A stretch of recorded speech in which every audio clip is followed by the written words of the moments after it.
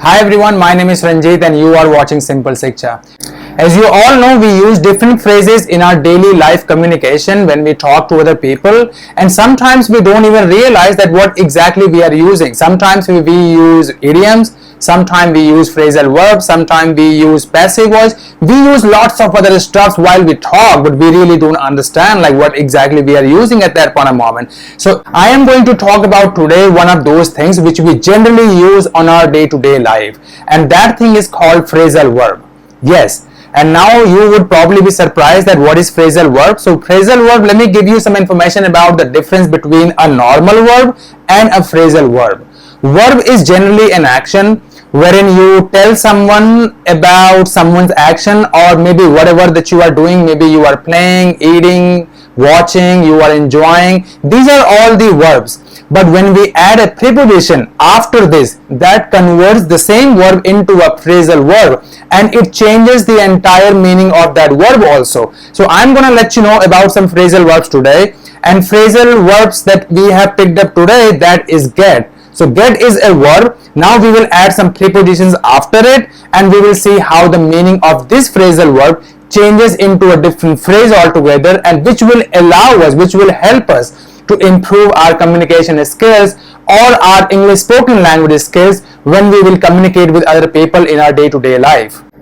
Okay, so I have listed some prepositions that you can see on your screen which I am going to use after get, and I will tell you the meaning of each phrasal verb, and also I will give you some real life examples that I use in my personal life when I communicate with other people, or maybe when I need to ask someone, or when I need to say something about myself, or we want to discuss anything about anything. So the very first preposition that I have in my list, that is along. So this phrasal verb is get along or get along with. Now the meaning of these two, this phrasal verb is, we use this in two different situations. One, when we want to discuss about someone's relation with someone else, or the second, when we want to ask about any situation. Let me give you some example that will give you some more information about it. For example, if we want to know that how this person's relationship is with someone, generally we ask that how are you getting along with your sister, or how are you getting along with your father, how are you getting along with your mother,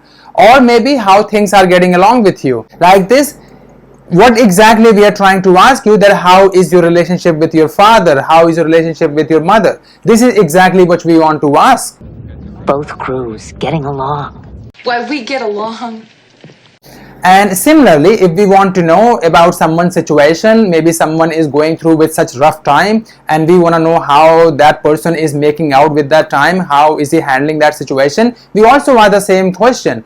And we ask this way, that how are you getting along when you have no money in your hand? How are you making out? Yeah, we're just all getting along, aren't we? We're all getting along, remember? Now. So this is how we use. This was the first phrasal verb. The next one that I have in my list, that is get at. Now this get at we use in two different situations again. When we want to criticize someone, or maybe someone is criticizing you or criticizing something else or someone else, or when we want to ask for a suggestion, or when we want to understand that what exactly that person's intention is. So let me give you some example again.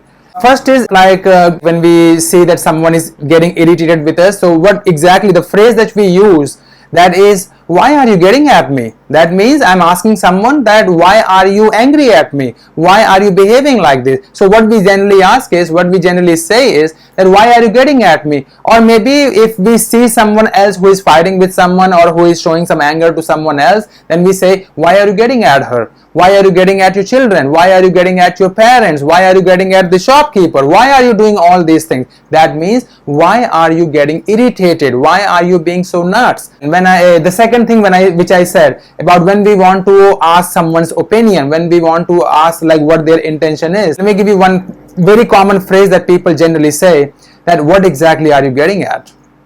That means this time that person wants to understand that what exactly this person is trying to say, what his intention is of saying this. We probably have no idea, right? But that's the reason when we ask that question. Instead of asking a direct question, we simply ask that what exactly are you getting at? Where exactly are you getting at? Are you asking me to look into a different way, or look it differently, or you are asking me to support you on this. So you really need to tell me that where exactly are you getting at, or what exactly are you getting at. What are you getting at? What are you getting at? Next one is get away or get away with. Now get away we use in three common situations. One, when we want to escape or we want someone else to escape from us. The second, when we're going for a short holiday. And the third one, when we know that someone is getting his work done either by manipulation or by anyhow. When someone is getting his work done, then also we use get away. But I'm going to give you examples of each types so that it will be better for you to understand that in what situation how we use get away. For example, the very first thing that as I said, that when we want to escape or when we want someone else to escape from us, then we simply say, get away from me. Get away. Get away means that we want that person to go away from us. Go away from me. Get away from me. That means go away. Get away from me! Get away from me! Get away from me. The second one, when I said that short holiday, that means the second one, as I said, which we also use for a short holiday. So we sometimes ask people that, are you going for getaway? That means, are you going for a holiday? Or maybe, how was your getaway? That maybe that person went on a holiday maybe for a couple of days. He was extremely tired and he wanted to relax. So we instead of using the word holiday, simply asking that question, how was your getaway? Getaway means again a short holiday. How's that for a getaway? It's my getaway. And the third situation when we use getaway, when we know that someone is getting his work done in a way wherein nobody expected that person will do that, or that is something which we don't expect from that person to get his work done. It's just again the way of getting your work done. That means, let me give you this example of my daughter. My daughter's name is Brooklyn, and whenever she wants to get something, she wants something, what she does is she comes to me and she asks me like, Dad, I need this, I need that. And if I say no, what she'll do is she'll start crying. She'll start throwing things away from her. She'll start, dragging herself on the floor. So that's her way of getting, things done. And generally I use this phrase to tell her that you can't get away with this. I'm sorry, I have had enough. Now I can't let you get away with it. That means I'm telling her that I'm sorry, that I will not tolerate your nonsense, whatever that you're doing, whether you are crying or you are simply dragging yourself on the floor. No, I'm sorry, I'm not gonna help you with this. No, you don't need it. You already had enough. Now you need to straighten your mind. You really need to think about it very positively, that you don't need everything in your life. Sometimes you need to adjust things in your life. So that's how we use getaway. Similarly, you can also use this phrase like in case if you say someone is using you and you want to tell that person that no, you need to stop it. You can simply say, you cannot get away with this with me. You cannot get away with this. You cannot. You can get away with it. Get away with it. You will never get away with this. Get away with what? Let's move on to our next phrasal verb, that is get down or get down to. Get down also we use in lots of other situations. The first situation is when we want someone to sit down or bend down. Then also we use get down. Could you please get down a bit because the things are coming over you and I don't want that thing to hit you. So could you please get down a bit? Get down, get down, get down, down, down. In next situation when we use get down is when we are when we are not feeling happy, when we are sad, and then or maybe we are sad because of some situation, or maybe we have looked at something which made us feel bad. Then also we use get down. Let me give you an example. It's really getting me down since I saw that child crying and asking for money from other people and no one seems to be helping her. It's really getting me down. It's really getting me down badly. So this is when I'm feeling sad, and instead of actually saying that I'm feeling sad, what I used is that it's really getting me down. Getting me down, it's making me feel sad. Japanese balls got me down. In another situation when we use get down is when we really want to focus on something. So for example, I'm sitting in a group of people and wherein I see that all these people are getting distracted from something. I simply say, can we please get down to this business? Can we get down to work, or can we start focusing on it? That means get down to business means I really want all of our people to start focusing on it. Hey, let's get down to business. Okay, let's get down to work here. We've got Let's get down to business. The next one that I have in my list is get off. Get off we use in lots of other situations. The first situation when we use is, for example, we are traveling and we really want to get out of that transportation mode. Maybe we are traveling in a train, we are traveling in a bus, in a tram, in a car, we are traveling, we are traveling in a plane. Okay, so when we want to get out of that transportation mode, we use get off. Let me give an example. This is something what we generally use in our daily life.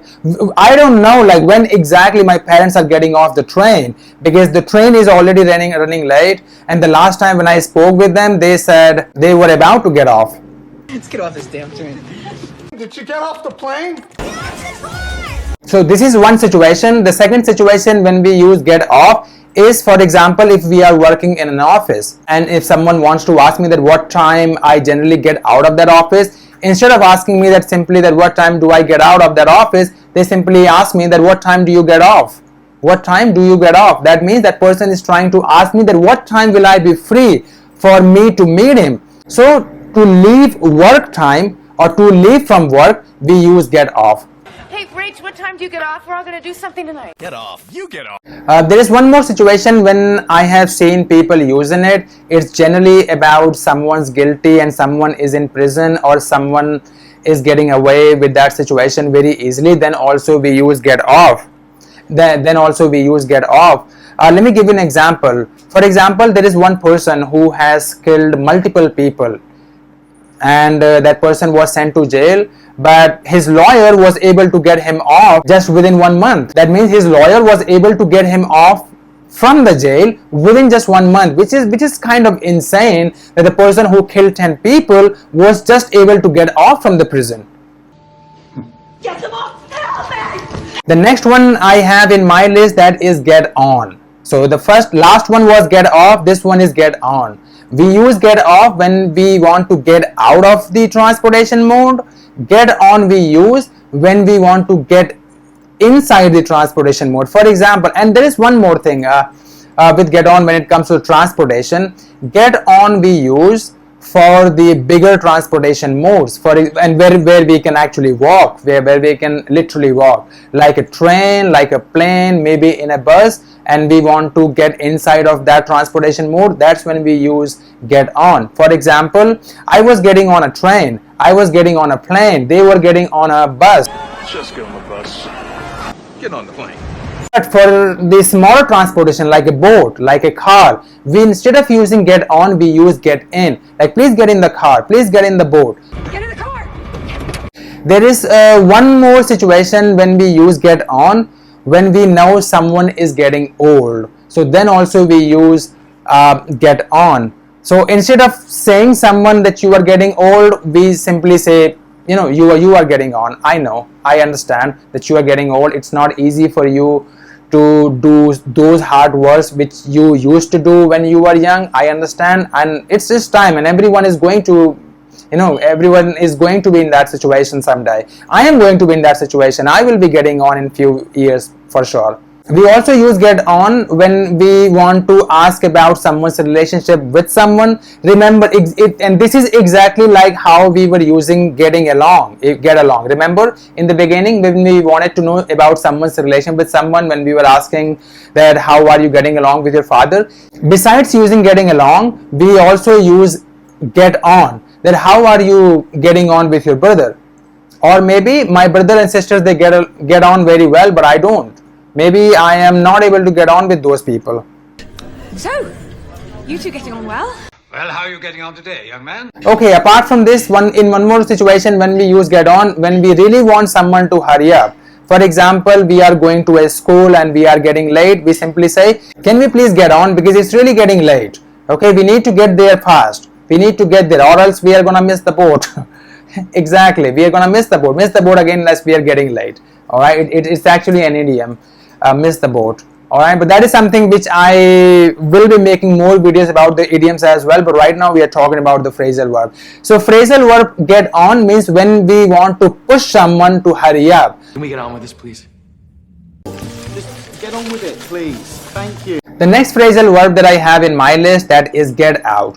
Get out as I know that most of you already know it, that sometimes we simply say to someone that please get out of here. That means we literally want that person to go away from that place or go away from that room. We simply say, and sometimes we literally use this word when we are irritated or we are annoyed with some situation or with that person. Maybe he has said something to us and we simply say, get out, please get out from here. Okay. Get out of here! And in another situation, when we say get out, when we have stopped doing something, or maybe when we want to avoid something. For example, that I'm working in an office and I'm not maybe enjoying it, I can simply say I really need to get out of that office. I'm just not liking it. I'm not able to make sales out. I'm not able to make sales there. I am just not getting friendly with the people there. So I really need to get out of it. I really need to find something else which is more interesting to me. We need to get out of here. To get out of this, whatever this is, this situation. The next phrasal verb that I have in my list, that is get over or get over with. Now this we use in two different situations. When someone is sick and we really want to know that when exactly that person is when exactly that person is going to get better, we simply say that how long is it going to take for him to get over with it. And it's just not about the sickness, it's also about the unhappiness. Like maybe if someone is unhappy, someone is feeling very sad, and in those situations, in order for someone, in order for us to make someone believe that you have been in that state of mind for a long time, you need to get over with it. You need to get over with it. That means we are literally trying to help someone. We want that person that you have spent lots of time thinking about that thing. Now you need to get over with it, because you need to start focusing on something else. Maybe you need to start focusing on your work. You need to start focusing on your kids. You need to start focusing on your study.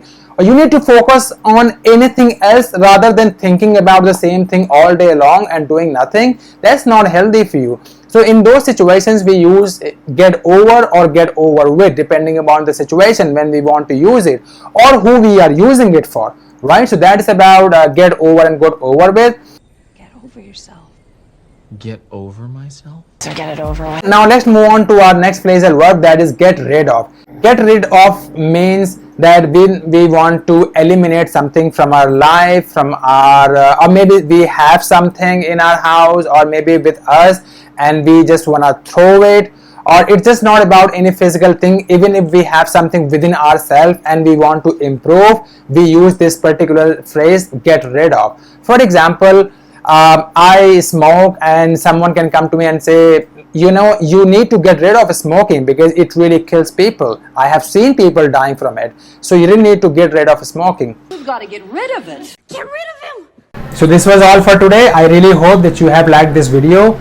In case if you have, please click on the subscribe button and also click on the bell icon so that next time when I will post any new video, you will get the notification on your phone or on your computer and you can watch my next video. Till then, you stay healthy. We'll see you soon.